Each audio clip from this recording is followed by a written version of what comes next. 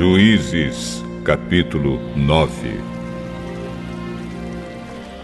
Abimeleque, filho de Gideão, foi à cidade de Siquém, onde viviam todos os parentes da sua mãe. Ele pediu que eles perguntassem aos homens de Siquém: O que vocês preferem? Ser governados pelos 70 filhos de Gideão ou por um só homem?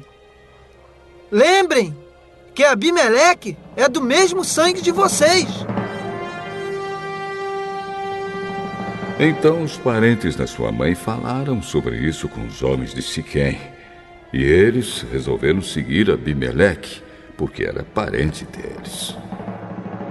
Deram a ele 800 gramas de prata tirados do templo de Baal-Berite. Com essa prata, Abimeleque contratou alguns homens ordinários para o seguirem. Abimeleque foi para a casa do seu pai em Ofra, e ali, em cima de uma só pedra, ele matou os seus 70 irmãos, os filhos de Gideão.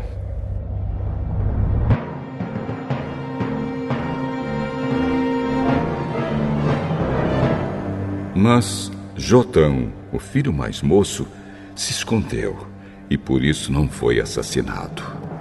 Então todos os homens de Siquém e de Bet-Milo se reuniram na árvore sagrada de Siquém e ali fizeram de Abimeleque o seu rei.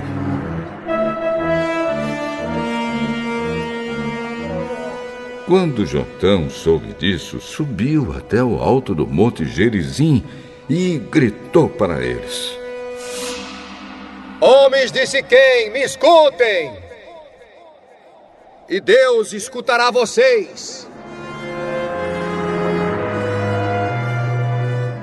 Uma vez, as árvores resolveram procurar um rei para elas.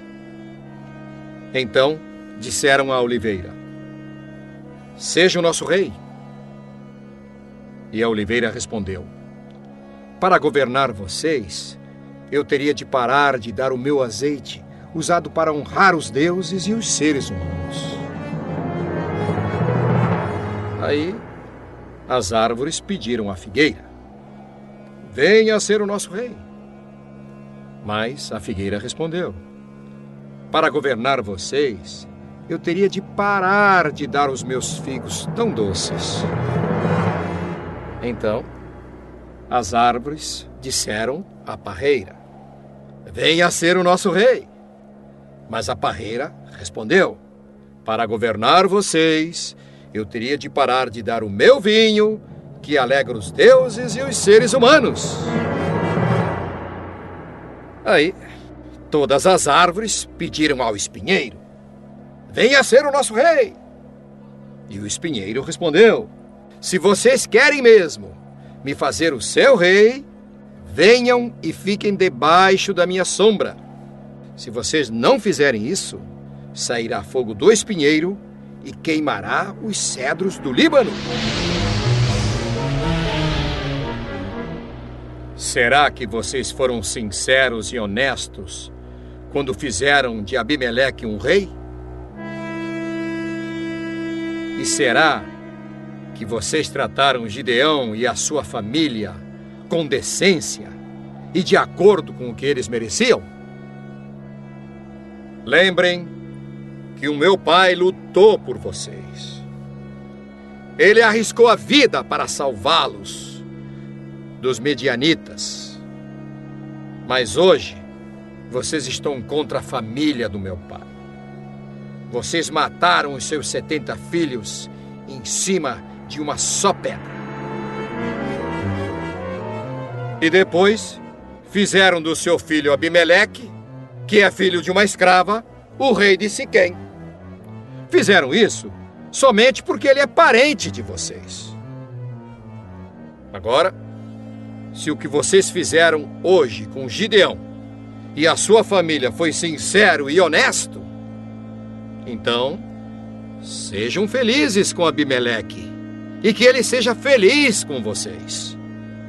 Mas, se não, que de Abimeleque saia fogo e queime os homens de Siquém e de Bet-Milo. E que saia fogo dos homens de Siquém e de Bet-Milo, e queime Abimeleque. Aí Jotão fugiu e foi viver em Beer, porque estava com medo do seu irmão Abimeleque. Abimeleque governou o povo de Israel durante 3 anos. Então Deus fez com que Abimeleque e os homens de Siquém se odiassem. E eles se revoltaram contra Abimeleque. Isso aconteceu para que Abimeleque e os homens de Siquém, que o haviam ajudado a matar os 70 filhos de Gideão, pagassem pelo seu crime. Os moradores de Siquém puseram homens escondidos no alto das montanhas para matar Abimeleque. Eles assaltavam todos os que passavam por aquele caminho.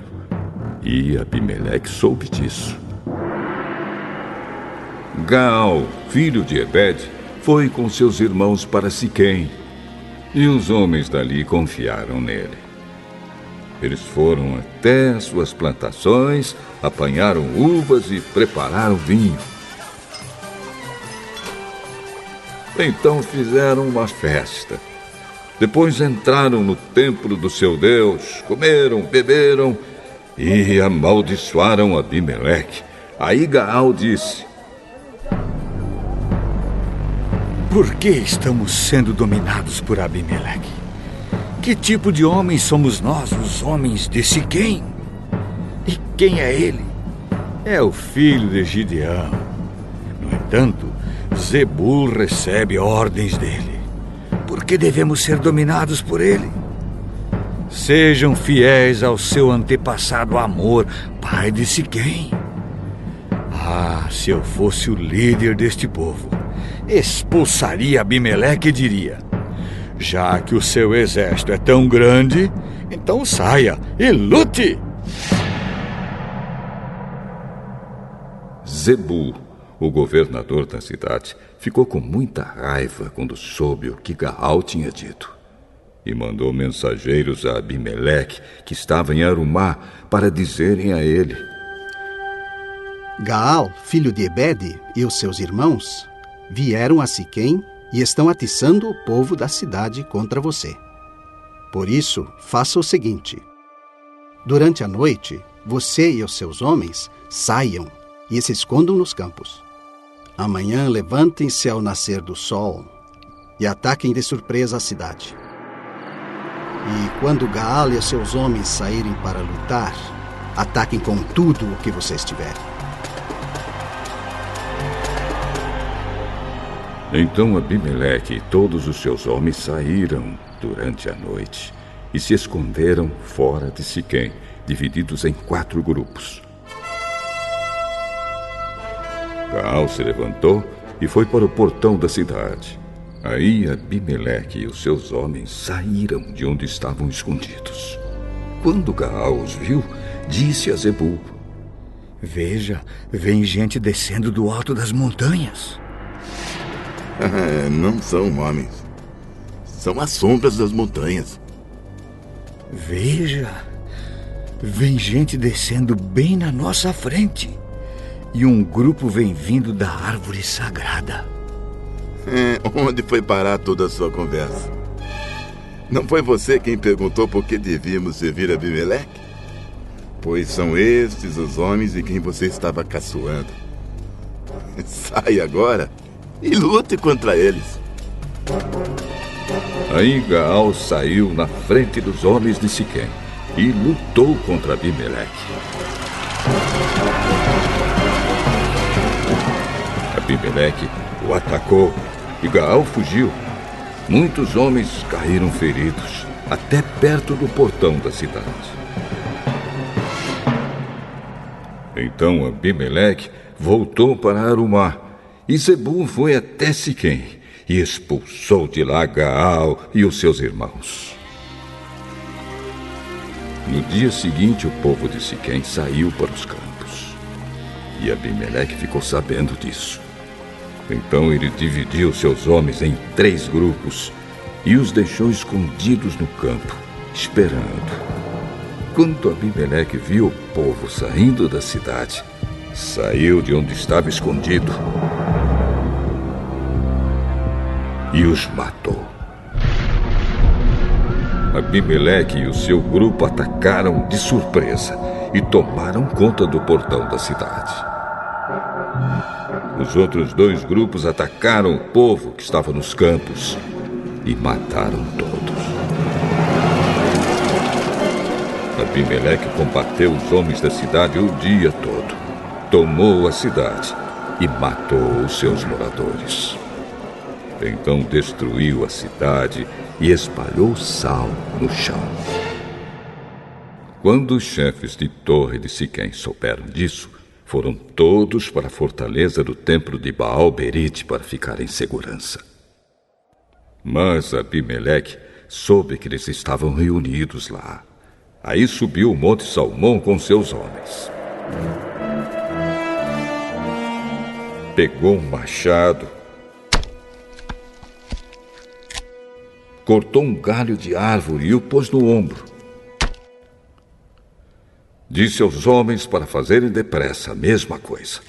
E cada um deles cortou um galho de árvore. Depois, eles seguiram Abimeleque e fizeram uma pilha de galhos encostados na fortaleza. Em seguida, puseram fogo nos galhos e queimaram a fortaleza com toda a gente dentro. Assim morreram todos os moradores de Torre de Siquém, mais ou menos 1000 homens e mulheres.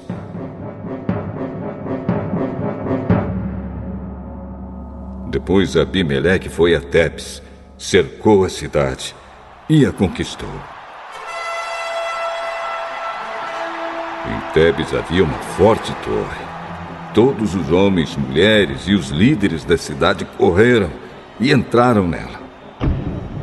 Fecharam as portas e foram para o terraço. Abimeleque avançou, atacou a torre e chegou até a porta para pôr fogo nela. Mas uma mulher jogou uma pedra de moinho na cabeça dele e quebrou seu crânio.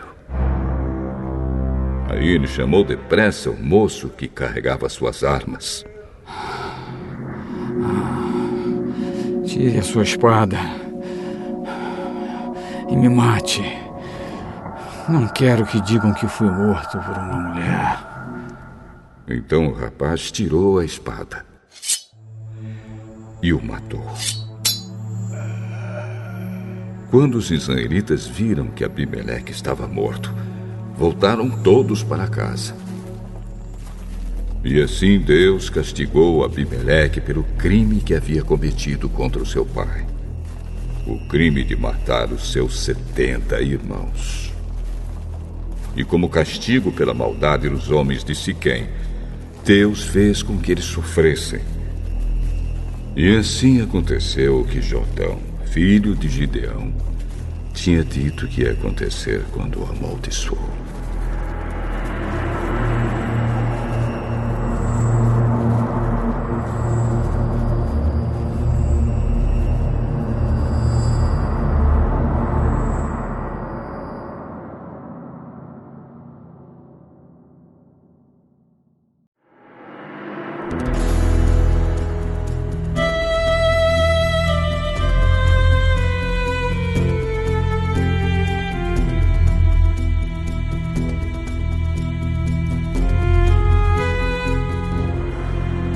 Primeira carta aos Coríntios, capítulo 3. Na verdade, irmãos, eu não pude falar com vocês como costumo fazer com as pessoas que têm o Espírito de Deus. Tive de falar com vocês como se vocês fossem pessoas do mundo, como se fossem crianças na fé cristã. Tive de alimentá-los com leite e não com comida forte, pois vocês não estavam prontos para isso. E ainda não estão prontos, porque vivem como se fossem pessoas deste mundo. Quando existem ciumeiras e brigas entre vocês, será que isso não prova que vocês são pessoas deste mundo e fazem o que todos fazem? Quando alguém diz, eu sou de Paulo, e outro, eu sou de Apolo, será que assim não estão agindo como pessoas deste mundo? Afinal de contas, quem é Apolo e quem é Paulo? Somos somente servidores de Deus, e foi por meio de nós que vocês creram no Senhor. Cada um de nós faz o trabalho que o Senhor lhe deu para fazer. Eu plantei, e Apolo regou a planta, mas foi Deus quem a fez crescer. De modo que não importa nem o que planta, nem o que rega, mas sim Deus que dá o crescimento. Pois não existe diferença entre a pessoa que planta e a pessoa que rega. Deus dará a recompensa de acordo com o trabalho que cada um tiver feito. Porque nós somos companheiros de trabalho no serviço de Deus e vocês são o terreno no qual Deus faz o seu trabalho. Vocês são também o edifício de Deus. Usando o dom que Deus me deu, eu faço o trabalho de um construtor competente. Põe o alicerce e outro constrói em cima dele. Porém, cada um deve construir com cuidado. Porque Deus já pôs Jesus Cristo como o único alicerce, e nenhum outro alicerce pode ser colocado. Alguns usam ouro ou prata ou pedras preciosas para construírem em cima do alicerce. E ainda outros usam madeira ou capim ou palha. O dia de Cristo vai mostrar claramente a qualidade do trabalho de cada um. Pois o fogo daquele dia mostrará o trabalho de cada pessoa. O fogo vai mostrar e provar a verdadeira qualidade do trabalho. Se aquilo que alguém construir em cima do alicerce resistir ao fogo, então o construtor receberá a recompensa. Mas se o trabalho de alguém for destruído pelo fogo, então esse construtor perderá a recompensa. Porém, ele mesmo será salvo, como se tivesse passado pelo fogo para se salvar. Certamente vocês sabem que são o templo de Deus e que o Espírito de Deus vive em vocês. Assim, se alguém destruir o templo de Deus, Deus destruirá essa pessoa. Pois o templo de Deus é santo e vocês são o seu templo. Que ninguém engane a si mesmo. Se algum de vocês pensa que é sábio conforme a sabedoria humana, então precisa se tornar louco para ser de fato sábio. Pois aquilo que este mundo acha que é sabedoria, Deus acha que é loucura. Como dizem as Escrituras Sagradas, Deus pega os sábios nas suas espertezas. E também, o Senhor sabe que os pensamentos dos sábios não valem nada. Ninguém deve se orgulhar daquilo que as pessoas podem fazer. Pois tudo é de vocês, isto é, Paulo, Apolo, Pedro, este mundo, a vida e a morte, o presente e o futuro. Tudo isso pertence a vocês. E vocês pertencem a Cristo. E Cristo pertence a Deus.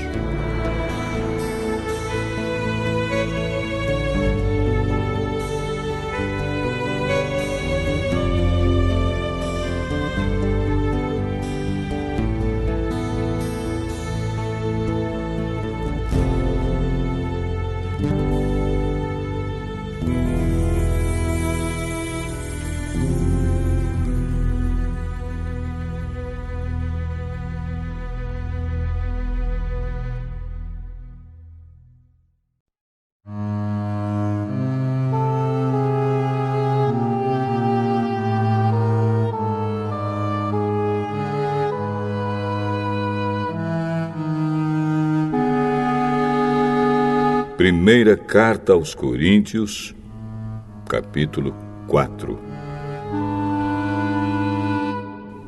Vocês nos devem tratar como servidores de Cristo, que foram encarregados de administrar a realização dos planos secretos de Deus. O que se exige de quem tem essa responsabilidade é que seja fiel ao seu Senhor. Mas para mim não tem a menor importância ser julgado por vocês ou por um tribunal humano. Eu não julgo nem a mim mesmo. A minha consciência está limpa, mas isso não prova que sou, de fato, inocente. Quem me julga é o Senhor. Portanto, não julguem ninguém antes da hora. Esperem o julgamento final, quando o Senhor vier. Ele trará para a luz os segredos escondidos no escuro e mostrará as intenções que estão no coração das pessoas. Então cada um receberá de Deus os elogios que merece. Meus irmãos, é para instruir vocês que eu tenho aplicado essas lições a mim mesmo e a Apolo. Usei nós dois como um exemplo para que vocês aprendam o que quer dizer o ditado. Obedeça ao que está escrito. Ninguém deve se orgulhar de uma pessoa e desprezar outra. Quem é que fez você superior aos outros? Por acaso não foi Deus quem lhe deu tudo o que você tem? Então, por que é que você fica todo orgulhoso, como se o que você tem não fosse dado por Deus? Pelo que parece, vocês já têm tudo o que precisam. Já são ricos. Vocês já se tornaram reis e nós não. Que bom se vocês fossem reis de verdade, para que nós pudéssemos reinar junto com vocês. Porque me parece que Deus pôs a nós, os apóstolos, no último lugar. Somos como as pessoas condenadas a morrer em público, como espetáculo para o mundo inteiro, tanto para os anjos como para os seres humanos. Por causa de Cristo, nós somos loucos, mas vocês são sábios por estarem unidos com Ele. Nós somos fracos e vocês são fortes. Vocês são respeitados e nós somos desprezados. Até agora temos passado fome e sede. Temos nos vestido com trapos, temos recebido bofetadas e não temos lugar certo para morar. Temos nos cansado de trabalhar para nos sustentar. Quando somos amaldiçoados, nós abençoamos. Quando somos perseguidos, aguentamos com paciência. Quando somos insultados, respondemos com palavras delicadas. Somos considerados como lixo e até agora somos tratados como a imundície deste mundo. Não estou escrevendo essas coisas para envergonhar vocês, mas para ensiná-los como se vocês fossem meus próprios filhos queridos. Mesmo que vocês tivessem milhares de mestres na fé cristã, não poderiam ter mais de um pai. Pois, quando eu levei a vocês o Evangelho, eu me tornei o pai de vocês na vida que vivem em união com Cristo Jesus. Portanto, eu peço que sigam o meu exemplo. Por isso estou enviando para vocês Timóteo, que é meu querido e fiel filho no Senhor. Ele vai ajudá-los a lembrarem dos caminhos que sigo na nova vida que tenho em união com Cristo Jesus. Caminhos esses que ensino em todas as igrejas. Alguns de vocês ficaram orgulhosos certos de que eu não iria visitá-los. Porém, se o Senhor quiser, eu vou visitá-los logo. Então vou saber o que esses orgulhosos são capazes de fazer e não somente o que eles são capazes de dizer. Pois o reino de Deus não é coisa de palavras, mas de poder. O que é que vocês preferem? Que eu vá até vocês com um chicote ou com o coração cheio de amor e bondade?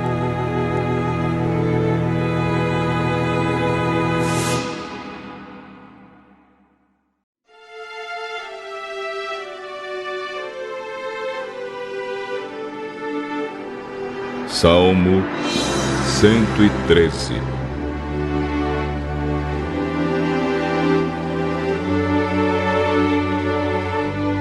Aleluia! Servos de Deus, o Senhor, louvem o seu nome. Que o nome do Senhor seja louvado agora e para sempre. Desde o nascer até o pôr do sol, que o nome do Senhor seja louvado. O Senhor governa todas as nações, a sua glória está acima dos céus. Não há ninguém como o Senhor, nosso Deus, que tem o seu trono nas alturas, mas se inclina para ver o que há no céu e na terra. Ele livra da humilhação os pobres e tira da miséria os necessitados. Ele faz com que eles sejam companheiros de governantes, dos governantes do seu povo. Ele faz com que a mulher que não tem filhos seja respeitada no seu lar e a torna feliz, dando-lhe filhos. Aleluia!